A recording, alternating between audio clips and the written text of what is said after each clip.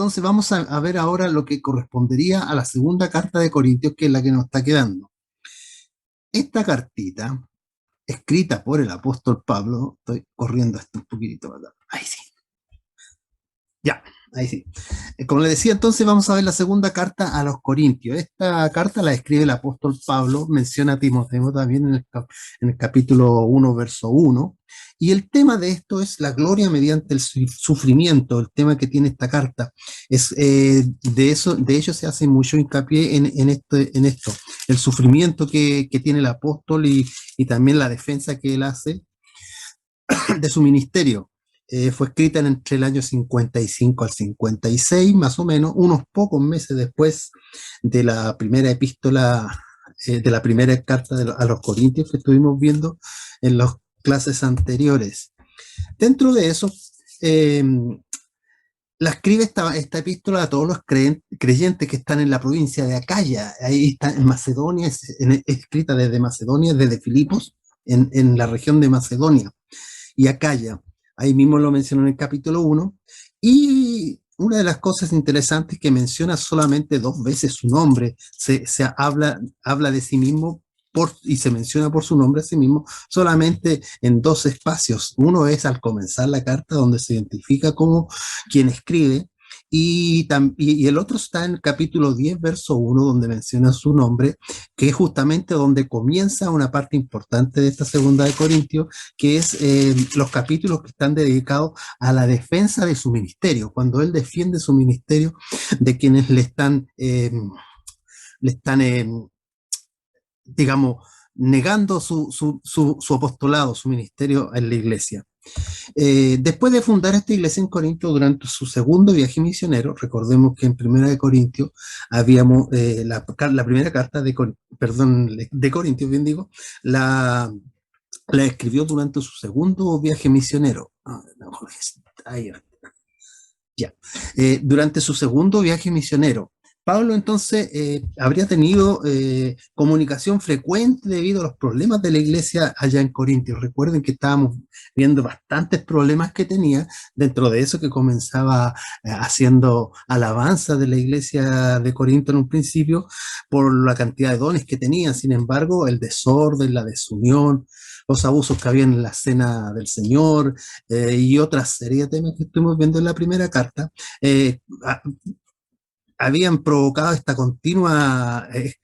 continuo contacto a través de las cartas del apóstol. Incluso hay una carta que se denomina por ahí que se habría perdido, que no tenemos eh, certeza de qué pasó con ella, pero se habría perdido una carta más, o sea, habría una especie de tercera de Corintios que estaría más bien la segunda, o sea, estaría entre la primera y la segunda de Corintios. Nosotros habría una carta perdida, realmente sería esa la segunda, y nosotros tendríamos la segunda como tercera. Espero que se haya entendido. Bueno, eso es más o menos la situación en cuanto a la escritura de estas cartas. La secuencia de estos contactos, entonces, y el escenario en que se escribió la segunda epístola a los Corintios es la siguiente. Entonces, después de algunos contactos, recordemos que respecto de Primera de Corintios, después de algunos contactos iniciales donde se hacían algunas consultas, recuerden, se había enviado una carta, después Pablo tiene la visita de unos emisarios, de unos enviados, para contarle lo que estaba pasando en Corinto, y Pablo escribe la primera carta. Entonces, envió él esa carta desde Éfeso, en la primavera del 55-56, probablemente solamente unos meses antes de esta segunda carta a los Corintios que nosotros tenemos acá.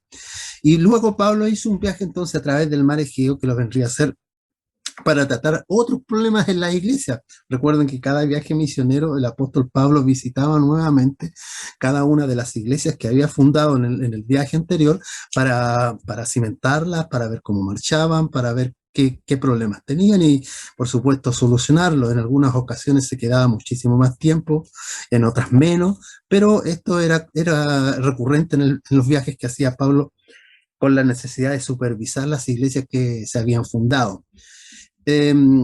Lo que le decía entre la visita entre primera y segunda de Corintios, habría una carta distinta que fue y una visita bastante dolorosa que hizo Pablo a la congregación, que se menciona en el capítulo 2, versos 1 y 2, donde dice, dice, esto pues determiné para conmigo, no ir otra vez a vosotros con tristeza, porque si yo os contristo, ¿quién será luego el que me alegre, sino aquel a quien yo contriste? Parece un juego de palabras. Hay alguna versión como la nueva versión internacional, que es un poquito más clara en ese aspecto. Pero Pablo hace una visita antes de escribir esta carta. Y eso, después de esta visita, llegaron los informes de Pablo a Éfeso, que los antagonistas, los que están contrarios a él, lo atacaban a él, y la autoridad que él representa como apóstol de Jesucristo, como el apóstol a los gentiles. Esto con la esperanza, con la esperanza de persuadir a una parte de la iglesia que rechaza a Pablo, que está rechazando su autoridad, están yéndose contra la autoridad ministerial del apóstol Pablo. En respuesta a este informe, Pablo escribió entonces Segunda de Corintios desde Macedonia, como le decía, en el otoño del 55 o 56, tan solo unos meses después de escribir Primera de Corintios. Poco después, Pablo viaja a Corinto, de nuevo, en el capítulo 13:1, donde permaneció unos 3 meses en una visita un poco más extensa, y allí escribió el libro de Romanos. Pablo dirigió entonces esta epístola a 3 clases de personas en Corinto. ¿Escribió para qué? Primero, para alentar entonces a la mayoría de Corinto que le seguía fiel como padre espiritual. Recuérdese que por causa de los falsos maestros y esta guerra, en cierto modo de decir, están luchando contra la autoridad de Pablo, estaban provocando divisiones, estaban provocando que algunos se abanderaran con unos u otros y desestimando la autoridad del apóstol Pablo como apóstol del Señor. En esta trata de alentar, de darle ánimo a la mayoría en Corinto que le seguía fiel como un padre espiritual a él, como hijo espiritual del apóstol Pablo.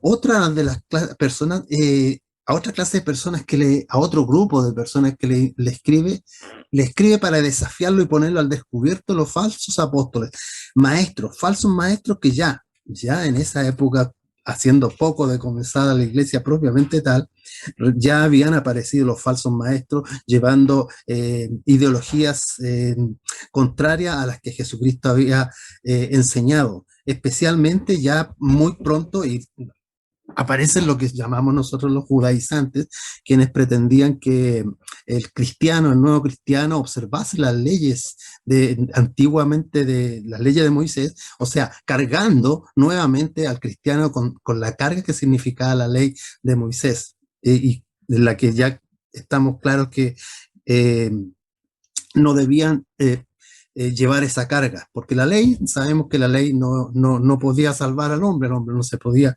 salvar por medio de la ley porque no podía cumplirla. Entonces, si le ponemos las mismas cargas anteriores, estaban cometiendo un error. Estos mismos falsos maestros seguían hablando mal de él, diciendo muchísimas cosas, y tenían esa esperanza, ese ánimo de bajar, de denostar, de dañar la autoridad del apóstol y tergiversar el mensaje. Y por último, el grupo al que le escribe con el propósito de reprender a una pequeña parte de la iglesia en Corinto, que estamos hablando, ¿cierto?, que estaba bajo una influencia de los adversarios, o sea, de estos contrarios a Pablo y por estar contrarios a Pablo, contrarios a la autoridad apostólica. Esclareció sus motivos y le advierte contra más rebeldía. Ese es el propósito de esta carta. Y para terminar, en cuanto a este propósito, Segunda de Corintios sirve también para preparar a toda la iglesia para una visita inminente. Dentro de eso también hay otros temas como entre el capítulo 8 y 9, la necesidad de hacer efectiva una ofrenda para los necesitados de la iglesia en Jerusalén. Esta carta entonces es una respuesta de Pablo después de ver los resultados de la primera carta, resultados que trae Tito y que le informa de cuantas cosas más. Algunas cosas ya se habían solucionado y eso alegra a Pablo.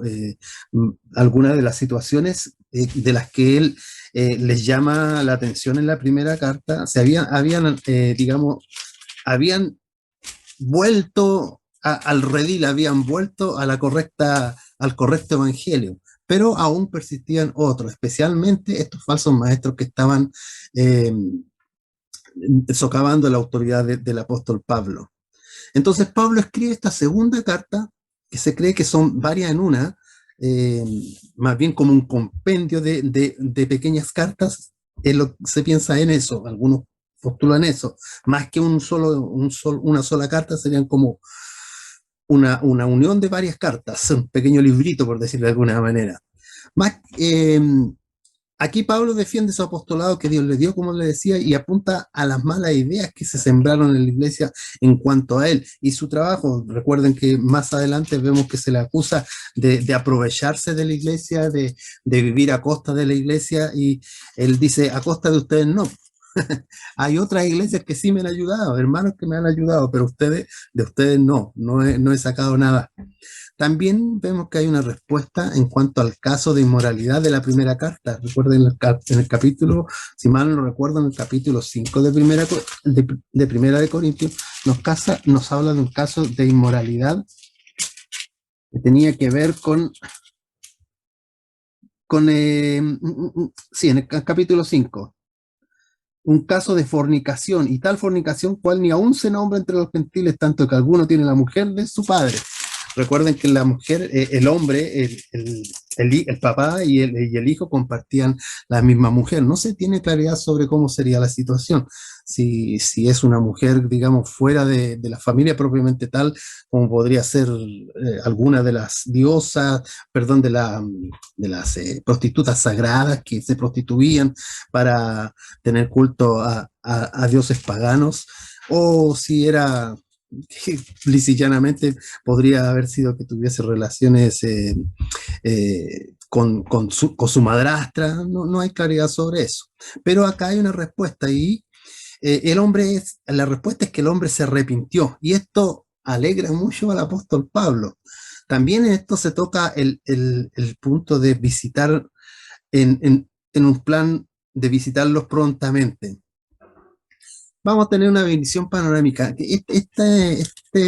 Segunda de Corintios podemos dividirlo, o básicamente la dividen en tres porciones. Una, y la primera, es del capítulo 1 al 7, donde Pablo comienza dando gracias por el consuelo, dice, en medio de los sufrimientos. Nos habla de muchas situaciones que ha tenido de sufrimiento, de perdón, de ansiedad en Pablo, en Troa, de distintas situaciones que está viviendo.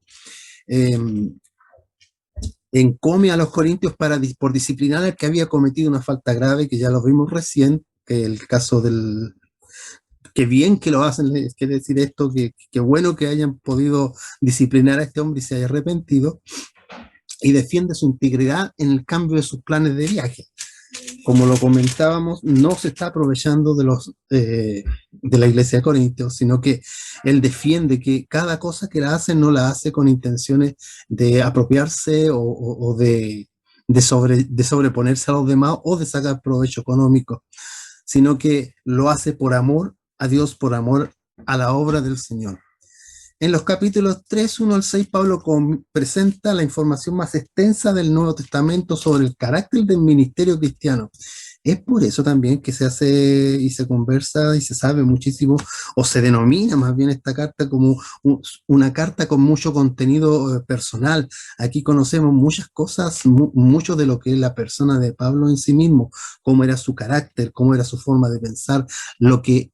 Aquí está hermana Joana. Lo que el apóstol Pablo es en sí. En esta segunda de Corintios se conoce mucho de él como su persona. Él subraya, por ejemplo, la importancia de la separación del mundo, de cómo el cristiano debe guardarse santo, separado para Dios, no afecto al mundo, entre los capítulos 6, verso 11 al 7.1. Y expresa también la alegría de enterarse por medio de Tito, que vimos que llevaba noticias de algunas cosas buenas y de algunas cosas que se habían corregido y también algunas otras situaciones que tendrían que ver seguramente más que nada con los falsos maestros. Que se habían revelado contra su autoridad. En segundo término, desde el capítulo 8 y 9, como comentábamos, Pablo exhorta a los corintios entonces a que sean generosos, a que esta ofrenda que están juntando y en la cual encarga a Tito que la haga, que la organice, que sea una generosidad desde dentro, que sea una generosidad sin dolor, porque muchas veces, como decía el padre Hurtado, hay que dar hasta que duela, pero no sé si sea tan real eso, por lo menos mi manera de pensar. Yo creo que mientras uno da con gozo es bendición, cuando da con dolor no sé si haya bendición en ese dolor. Me cuesta un poco comprender eso. Sin embargo, él les combina que sean generosos y que ofrenden de todo corazón, con alegría, que de los macedonios de los macedonios a contribuir a esta ofrenda que están juntando y que estaban recogiendo para los creyentes pobres en Jerusalén. Jerusalén está pasando en estos momentos, por la iglesia especialmente, por una condición de pobreza bastante extrema. Recordemos que en un principio tenían todo en comunidad y al parecer todos estaban juntos, muchos aportaban. Recuerden, hay en Hechos cuando el mismo, si no me recuerdo mal en este instante, Esteban también aporta para la iglesia, pero todos estos aportes son insuficientes porque llega un momento en que se acabó la platita, pues empezó a haber escasez y los creyentes en Jerusalén están pasando problemas. Entonces, en este capítulo, aquí en el centro, podríamos decir casi de esta epístola, se exhorta entonces a los corintios a que sean generosos, que sean con esta iglesia, con estos hermanos en la fe que están pasando dificultades. Y por último, a partir del capítulo 10,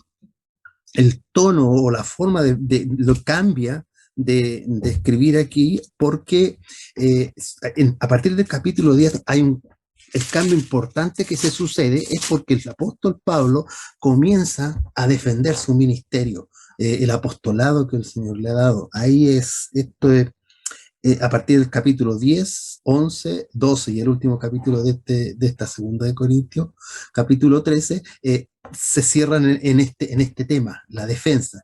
Él defiende el llamado del Señor, la experiencia, los sufrimientos que ha tenido. Este famoso pasaje donde hace una enumeración, un detalle de lo que él ha tenido que pasar por servir al Señor, y que realmente, si uno lo piensa y se pone a analizar, eh, es bastante fuerte, bastante sufrimiento que ha tenido que hacer, naufragios, azotes y un montón de cosas. Hay en Listra también que lo dan por muerto, lo dejan tirado.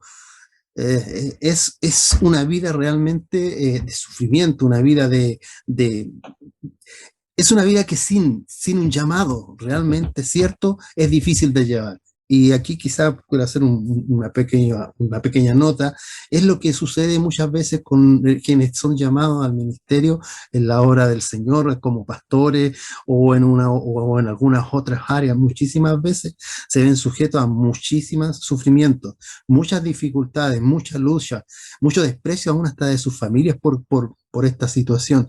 Y realmente cuando está el llamado del Señor, esas cosas no provocan desánimo, sino que al contrario, dan ánimo y dan fuerzas para seguir adelante. Es un poquito paradójico que a través de los sufrimientos haya más entusiasmo, más ganas y más seguridad de lo que el Señor quiere que uno haga. El llamado es importante y es esencial en cualquier ministro del Señor. Con eso Pablo espera entonces que los corintios reconozcan a los falsos apóstoles, que hagan diferencia entre lo que él hace. Él está con toda esta defensa de su ministerio en este capítulo, él está proponiendo un contraste para que ellos sepan reconocer a los verdaderos ministros del Señor, a los verdaderos llamados por Dios a llevar la iglesia adelante. Y que de esta manera entonces, como dice, eviten así más disciplina cuando llegue. porque en cierto modo él le está mostrando como la vara, como diciendo, bueno, si ustedes hacen esto, ya no voy a tener que ir a a darles con una vara, a dar con un garrote. Pablo concluye entonces Segunda de Corintios con una bendición, con la única bendición trinitaria del Nuevo Testamento. ¿A qué nos referimos con la única bendición trinitaria en que se menciona al Padre, al Hijo y al Espíritu Santo? En el verso 14 se despide de esta manera. Dice, la gracia del Señor Jesucristo, el amor de Dios y la comunión del Espíritu Santo sean con todos vosotros. Es la única bendición, la única donde se menciona la Trinidad de Dios, el Padre, el Hijo y el Espíritu Santo. Dentro de estas, algunas características especiales que tiene esta epístola, se pueden condensar en 4 puntos principales. Esta epístola, en primero, es la más autobiográfica, como decíamos, es la más personal, donde podemos conocer a Pablo, podemos conocer, como decía, su carácter, su forma de pensar, su vivencia, lo que ha vivido, lo que ha sufrido, lo que ha tenido que vivir por llevar el Evangelio a todos los gentiles. Son muchas referencias personales, cosas que son de él mismo, lo hacen de una humildad transparente, disculpa y aún vergüenza, si en algunos casos él se avergüenza, pero por necesidad debido a la situación de Corintio. Todo lo hace para poder, como le decía un poquito antes, hacer una diferencia. En realidad, lo que el apóstol Pablo hace con esta defensa de su ministerio no es una pelea, quizás no es un dolor, sino que le está proveyendo una herramienta a los hermanos en Corinto para que ellos puedan diferenciar entre quién es un verdadero apóstol y quién es un falso maestro. Alguien que no está llamado por el Señor, sino que buscan beneficios propios y otras situaciones. Un poquito más adelante vamos a tratar de hacer un contraste de lo que el apóstol Pablo es con lo que los apóstoles, los falsos maestros también son. Sobrepasa esta otra característica, que esta epístola sobrepasa a todas las epístolas de Pablo en la revelación de intensidad. Es muy intenso. Y la profundidad del amor y del interés de Pablo por sus hijos espirituales. Aquí se demuestra a través de todo este pasaje, especialmente que Pablo eh, ama a quienes se le consideran sus hijos espirituales, o él los considera sus hijos espirituales. El apóstol Pablo está, de otra manera, está diciendo aquí que todo lo que hace, todo esto que sufre, todo esto que vive, lo hace también porque los ama. Porque realmente es el amor, es el que lo mueve a él para poder hacer y llevar a cabo todo esto. Todo lo que él ha tenido que sufrir y ha tenido que vivir. Contiene además también una completa teología del Nuevo Testamento sobre el sufrimiento de los creyentes, de qué forma los creyentes deben vivir en este mundo y aceptar los sufrimientos como parte del cristianismo mismo, como parte del compartir el sufrimiento que experimentó nuestro Señor Jesucristo, como ser parte de eso también. Y también en el capítulo 8 y 9, como comentábamos, enseñanzas sobre doctrina, sobre cómo debemos ofrendar, de qué manera debemos hacerlo, cuál debe ser nuestro propósito. Y apenas leímos el capítulo 8 y 9, que son 2 capítulos solamente, podemos nosotros aprender bastante sobre las ofrendas. De hecho, ahí nos conviene a darlas con gozo, de corazón, y una serie de cosas más.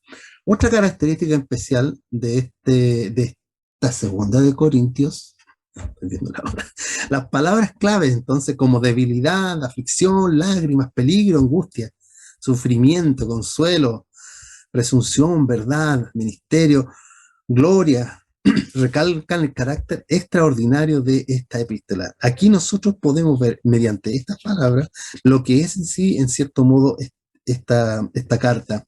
En ella encontramos la necesidad de debilidad, de ser débiles nosotros, de que no seamos nosotros, por ejemplo, quienes nos consideremos los que tenemos la fuerza suficiente para ir adelante, sino que mientras más débiles somos, más experimentamos el poder de Dios en nuestras vidas, más podemos depender del Espíritu de Dios en otras palabras, la necesidad de que en la aflicción siempre veamos a Cristo, siempre veamos, somos afligidos, pero no vamos a caer porque siempre tenemos el apoyo de nuestro Dios. Las lágrimas, el peligro, todas las cosas que pasamos en este caminar acá en la tierra realmente son parte del Evangelio. Aquí vemos un recuadro donde hacemos un parangón, una comparación entre el propósito de la primera epístola a los Corintios, para que veamos la diferencia con la segunda carta que hemos estado viendo ahora, echándole una pasadita, y podemos de esta manera entender el diferente propósito que tienen. En la primera carta a los Corintios, haciendo un poco de memoria, vemos que el propósito del apóstol Pablo al escribir esta primera carta, cuando recibe noticias y la visita y todo eso, y las preguntas que se le hacen para contestar, pretende ordenar esta congregación, porque está muy desordenada, no solo desunida, sino que esto ya es un desorden, y están cayendo en pecado precisamente porque están en desorden. La instruye, la está enseñando con una doctrina correcta, una sana doctrina, y responde a las preguntas que mencionábamos en la primera carta, si ustedes están haciendo un poquito de memoria. Y en la segunda, el propósito de responder a las burlas de los falsos maestros, de los que están acusando a Pablo y tratando de menoscabar su autoridad hacia Pablo, y corregir los que están aún deficientes en Corinto, porque no todo se arregló evidentemente con la primera carta a los Corintios, sino que algunas cosas sí, pero otras permanecieron un tiempo más en error, digamos. Entonces Pablo también pretende corregir en esta segunda carta algunas cositas que todavía están quedando mal en Corintio.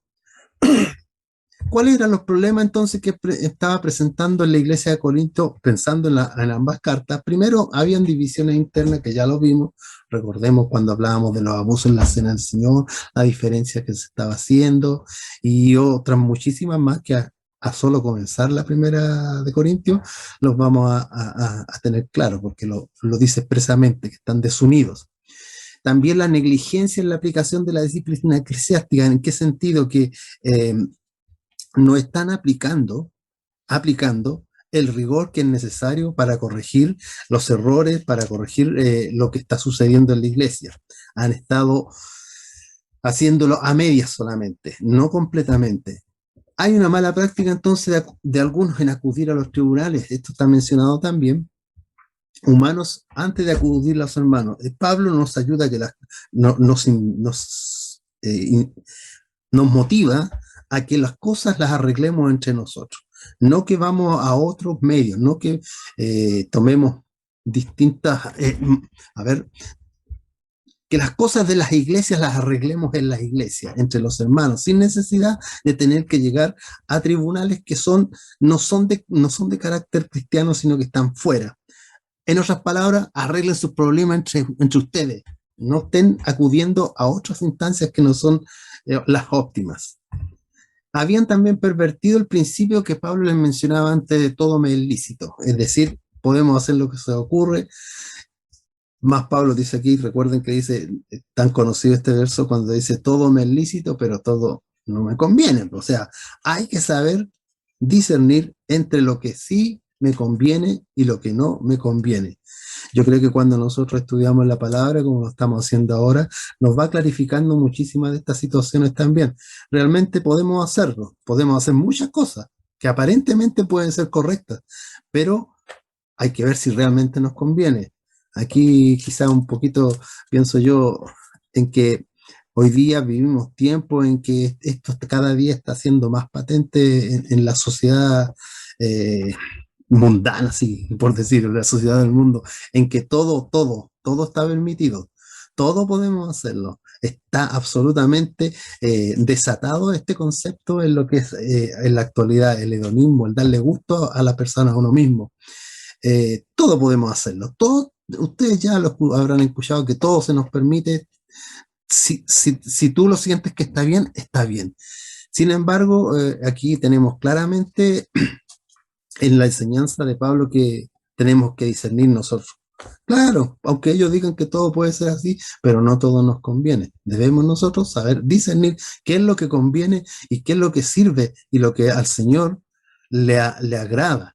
Porque cuando nosotros nos consideramos santos, nos consideramos separados, como es el significado de esta palabra, nos consideramos apartados para el Señor, debemos tener suma claridad de qué es lo que conviene y lo que agrada al Señor y lo que no le agrada. Estamos de predicación. Necesitaban una explicación sobre el matrimonio y el divorcio, evidentemente también trata ese tema. Otro tema de la cuestión de la comida sacrificada a los ídolos, recuérdenlo eso, que siguen algunos problemas de esos. Abuso en la celebración de los cultos públicos, cuando hablamos de las mujeres que callen, ¿cierto? Hablaban sin decoro porque es una costumbre en esta ciudad. También de los problemas que había en cuanto a la cena, que habían sido relajadas, ¿cierto? La habían bajado a un banquete común y silvestre, como diríamos, y que había dejado de tener la connotación que estudiamos y que ya nosotros tenemos claro con respecto a la cena del Señor, y la habían transformado en una comilona más, ¿no? A pasarla bien nomás, al punto incluso de que muchos estaban asistiendo o estaban participando de ella borrachos, ebrios, ya sin saber discernir exactamente lo que se estaba haciendo. Y el uso de los dones, que fue lo que estuvimos viendo en Primera de Corintios. Todos estos son los mismos problemas que estamos solucionando, se están solucionando en Corinto. También ciertas personas que negaban la resurrección, eso en el capítulo 16 de Primera de Corintios. Y los falsos hermanos que difamaban el nombre de Pablo y ponían en duda su apostolado, que es tema importante aquí en la segunda carta. El tema central de la segunda carta, entonces, la enseñanza de Pablo acerca del arduo trabajo de los siervos, de los hombres dedicados a la obra del ministerio. La segunda epístola difiere de la primera en sí, en que se ocupa de asuntos personales más que de enseñanza doctrinal. Esto es casi a modo de resumen. Y el tema central de la segunda de Corintios, y lo que hace tan importante para todo creyente, es la enseñanza de Pablo de lo que es un siervo de Dios en el ministerio. Las características de que debe tener un siervo del Señor en el ministerio. La forma de reconocer quién es un siervo del Señor y quién no es un siervo del Señor. Hoy, en la actualidad en que vivimos, muy necesaria, muy necesaria, imprescindible para no seguir a personas, honestamente, a personas que no buscan llevar adelante la obra del Señor, el ministerio del Señor, sino que tienen motivos egoístas, motivos de aprovecharse y muchas veces simplemente de sacar provecho de los hermanos. Me fui en la profunda. Un resumen de esto ya para ir dejando espacio para que podamos conversar algo más. Después de la primera carta, entonces los asuntos seguían mal. Pablo escribe otra carta personal y no se sabe de ella hasta que se encuentra en Macedonia con Tito que responda que se arrepintieron. Entonces Pablo desde Filipo le escribe segunda de Corintios. Pero habían asuntos pendientes que aclarar y el testimonio de Pablo que defender porque el evangelio estaba en juego, capítulo 10 en adelante. Un resumen luego de saludar le explica allá en cuanto al orden de los capítulos. Primero les saluda, le explica que no lo ha visitado aún, les pide mostrar misericordia al pecador arrepentido. Recuerden el juzgado que estábamos hablando del pecado del padre y el hijo con la misma mujer. Describe su ministerio apostólico, lo que vive, las penas, el gozo, la alegría, lo que nos muestra lo personal que es la segunda de Corintios. Les habla sobre la colecta, 8 y 9, donde se está recaudando para el ministerio, para la ayuda de la iglesia en Jerusalén, y a partir del capítulo 10, la defensa que él hace de su ministerio. ¿Qué hora es? 9:50.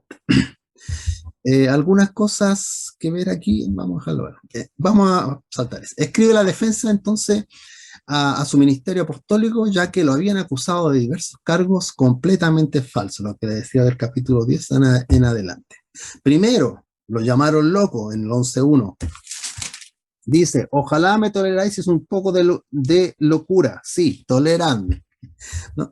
Lo consideraron inferior en el 11.5, cuando dice, y pienso que nada he sido inferior a aquellos grandes apóstoles.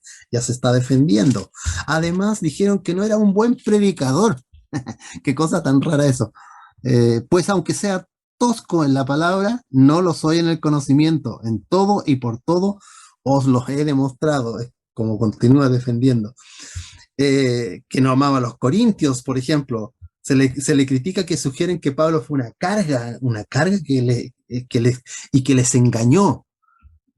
Y Pablo se defiende también de eso.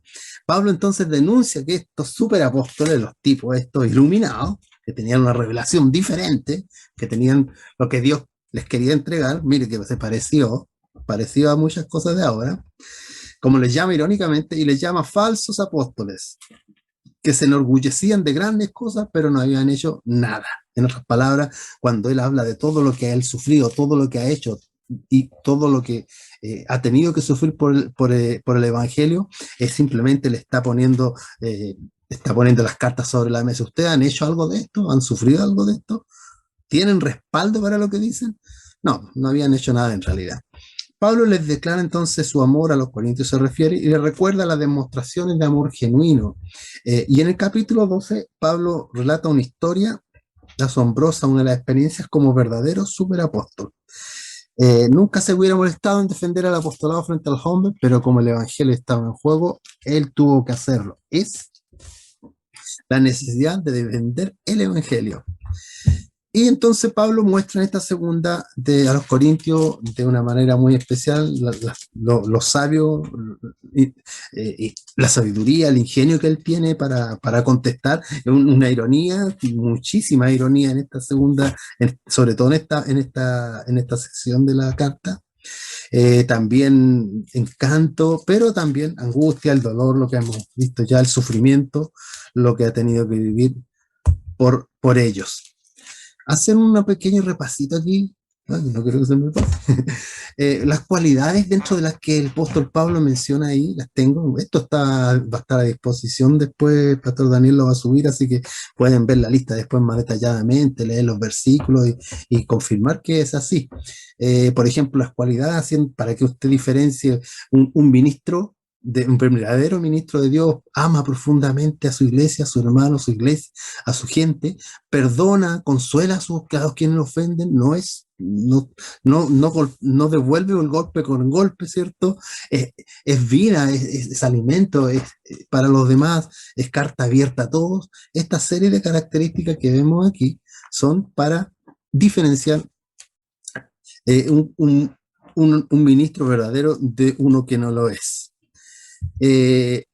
Dentro de esto, la posición de los falsos maestros que ya estábamos viendo para hacer el antagonismo, toda la lista que vimos anteriores, que no la quise hacer una por una para no extenderme demasiado, sin embargo, está contraria a esto. Por ejemplo, podemos a través de este estudio acerca del ministerio de Pablo mezclado con su defensa, cuando se defiende, como aquellos que atacaron tanto el ministerio de Pablo para poder ganar el favor de los de Corintios, para poder ganárselo, para poder engañarlos en realidad, aunque quizá ni siquiera ellos mismos sabían que estaban engañando, estaban errados y no se daban cuenta, estaban tan lejos de la realidad de ser buenos y verdaderos ministros de Dios.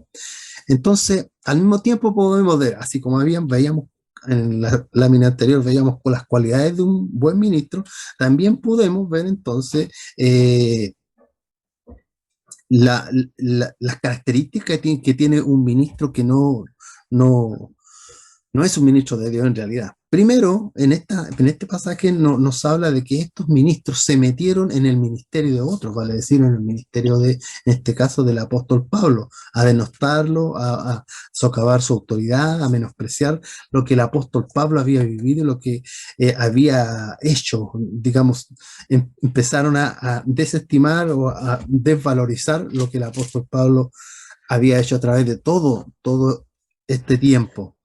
Buscaron lo suyo propio y no el ministerio de la iglesia muchas veces, y eso es bastante actualizado, es bien contextual hoy en día, que muchos ministros buscan más su provecho, buscan más estar bien ellos y no el bienestar de la iglesia. Es una queja que realmente yo he escuchado bastante cuando muchas veces se critica a los ministros eh, que solamente tienen la iglesia como una especie de inversión, una especie de negocio, una especie de, a ver, de actividad para sacar solamente provecho para ellos.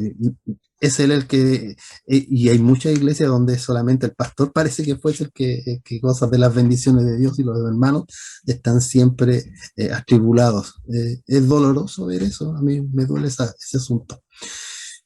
Por otro lado, ellos querían ganar gloria y no dársela a Dios. Eso es típico.